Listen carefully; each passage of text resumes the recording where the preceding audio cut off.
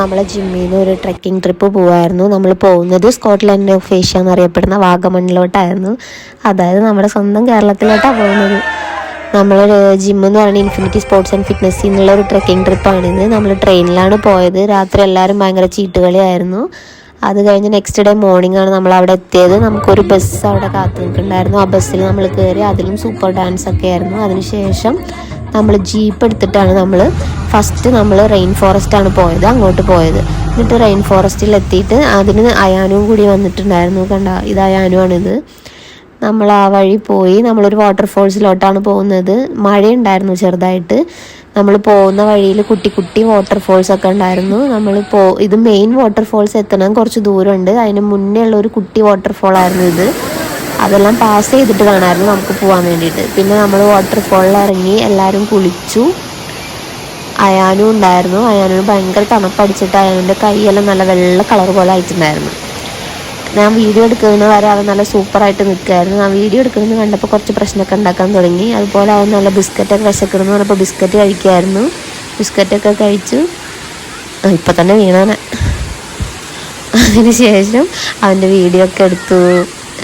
നമ്മൾ വാട്ടർഫോൾസൊക്കെ കണ്ടു. തിരിച്ച് നമ്മൾ ടെൻറ്റിലോട്ട് വരുമായിരുന്നു. നമ്മൾ സ്റ്റേ ചെയ്തതിൽ സ്ഥലത്ത് ടെൻറ്റും ഉണ്ടായിരുന്നു, മഡ് ഹൗസും ഉണ്ടായിരുന്നു. നല്ല രസമായിരുന്നു നമ്മൾ സ്റ്റേ ചെയ്യുന്ന സ്ഥലം തന്നെ കാണാൻ വേണ്ടിയിട്ട്. ഇതാണ് നമ്മൾ സ്റ്റേ ചെയ്ത മഡ് ഹൗസ്. മഴ പെയ്യുന്നുണ്ടായിരുന്നു. അവിടുത്തെ ക്ലൈമറ്റ് എന്ന് പറഞ്ഞാൽ കുറച്ച് മഴയുണ്ടായിരുന്നു, ചില സമയത്ത് മഴ ഉണ്ടാവില്ല. എന്നാലും നല്ല രസമുള്ളൊരു ക്ലൈമറ്റായിരുന്നു. കുറച്ച് ചെറിയൊരു തണുപ്പൊക്കെ ആയിട്ട്. ഇതവിടെയുള്ളൊരു ഏറോമാടം സെറ്റപ്പായിരുന്നു. മഡ് ഹൗസിനെ ചുറ്റിപ്പറ്റിയുള്ള ഏരിയ ഒക്കെ കാണാൻ വേണ്ടിയിട്ട് നല്ല രസമായിരുന്നു. കുറേ കിളികളുടെ സൗണ്ടും കുറേ ചെടികളും ഇതൊക്കെ ആയിട്ട് നല്ല സൂപ്പറായിരുന്നു. പിന്നെ രാത്രി നമുക്ക് ക്യാമ്പ് ഫയർ ഉണ്ടായിരുന്നു. അതിനെല്ലാവരും പാട്ട് പാടി. നന്ദും ഒരു പാട്ട് പാടി. അത് പകുതി തെറ്റിച്ചു. ആ പകുതി തെറ്റിച്ചതിൻ്റെ ഒരു റിയാക്ഷനാണ് ഈ കാണുന്നത്. പിന്നെ നമ്മളെല്ലാവരും കൂടി ഡാൻസ് കളിച്ചു. അതിനുശേഷം ഫുഡ് കഴിച്ചു, ഉറങ്ങി. നെക്സ്റ്റ് ഡേ നമ്മൾ വേറെ ട്രെക്കിംഗ് പോവാണ്. അതും ഒരു കാടിൻ്റെ ഉള്ളിൽ കൂടെയാണ് ട്രെക്കിംഗ് പോകുന്നത്. അതും കുറച്ച് ബുദ്ധിമുട്ടുള്ള ട്രെക്കിംഗ് ആയിരുന്നു. അതും കറക്റ്റ് ഇങ്ങനെ നിരപ്പായ ഏരിയ ആയിരുന്നില്ല. കുറേ കല്ലായിട്ട് നമ്മളിങ്ങനെ കുറേ ഇങ്ങനെ ഇറങ്ങി പോകണമായിരുന്നു. കുട്ടികൾ ഡാൻസ് കളിക്കുമായിരുന്നു.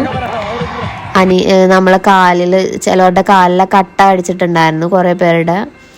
അതിന് ശേഷം നമ്മളിങ്ങനെ കയറി പോവായിരുന്നു. കയറാൻ കുറച്ച് ബുദ്ധിമുട്ടായിരുന്നു, കാരണം ഒറ്റ കല്ലുകളാണ്. അപ്പം നമ്മൾ നന്നായി സൂക്ഷിച്ച് കയറണം. ലാസ്റ്റ് നമ്മൾ അങ്ങനെ ആ സ്ഥലത്തെത്തി. നല്ല വ്യൂ ആയിരുന്നു, പക്ഷെ ഒരു പരന്ന സ്ഥലമല്ല, നിൽക്കാൻ പോലും ഇടയുണ്ടായിരുന്നില്ല. പിന്നെ ലാസ്റ്റ് പിള്ളേർ ഇങ്ങനെ ഡാൻസ് കളിച്ചു. അതിനുശേഷം നമ്മൾ തിരിച്ചിറങ്ങിയിട്ട് നമ്മൾ ടെൻറ്റിൽ വന്നിട്ട് നമ്മൾ രാത്രി ട്രെയിനായിരുന്നു.